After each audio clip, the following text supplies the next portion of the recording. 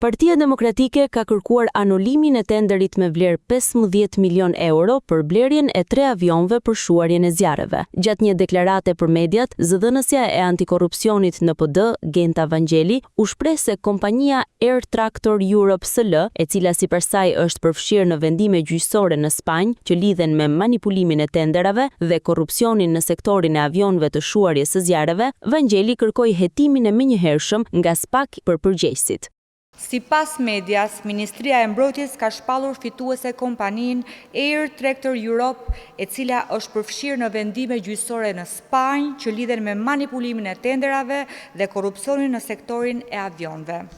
Vendimet e autoriteteve gjyqësore spanjolle përveç dëmit korruptiv mbi 150 milion euro, së bashku me vendimin e Gjykatës Supreme në Greqi në vitin 2024, pengojnë kompaninë që të marrë pjesë në procedura prokurimi në vendet e Bashkimit Evropian. Në fakt, edhe legjislacioni shqiptar përmban të njëjtat klauzola penalitetesh. Kështu, bazuar në ligjin 36/2020 për prokurimet në fushën e mbrojtjes dhe sigurisë, neni 38.1 parashikon: autoriteti kontraktor skualifikon çdo operator kur ka të dhëna se ai ka qenë ose është dënuar për një sër veprash penale, përfshirë falsifikim, korrupsion, mashtrim e të tjerë. 2.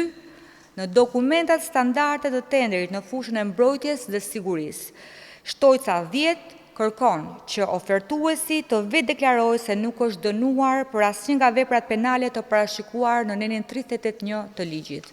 Në këto kushte, Partia Demokratike kërkon anullimin e menjëhershëm të procedurës dhe nisjen e hetimeve të thelluara nga SPAK për të penalizuar përgjegjësit. Ajo u shpreh se publikimi në media i dokumenteve dhe informacioneve mbi tenderin prej 15 milion eurosh për blerjen e 3 avionëve për shuarjen e zjarreve tregon sipas saj se si qeveria e Edi Ramës administron sigurinë dhe mbrojtjen kombëtare dhe si menaxhon paratë e shqiptarëve.